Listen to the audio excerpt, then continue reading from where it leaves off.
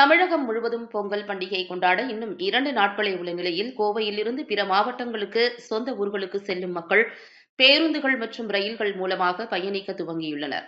கோவையில் உள்ள தனியார் நிறுவனங்கள் மற்றும் கல்லூரிகளில் பணிபுரியும் அல்லது படிக்கும் மக்கள் தங்கள் சொந்த ஊர்களுக்கு திரும்ப துவங்கியுள்ள நிலையில், கோவை ரயில் நிலையம் மற்றும் அதனை சுற்றியுள்ள இடங்களில் கடும் போக்குவரத்து நெரிசல் ஏற்பட்டது.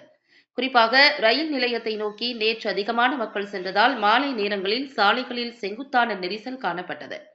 மக்கள் சிரமம் இன்றி பயணிக்க அரசாங்கம் மற்றும் தனியார் போக்குவரத்து துறைகள் பல்வேறு சிறப்பு பேருந்துகள் மற்றும் ரயில்களை இயக்கி வருகின்றன.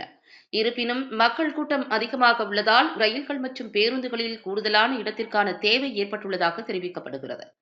இந்த பொங்கல் காலத்தில் கோவையிலிருந்து சுமார் 2 லட்சம் பேர் பிற மாவட்டங்களுக்கு செல்ல வாய்ப்பு உள்ளதாக அதிகாரிகள் தெரிவித்துள்ளனர்.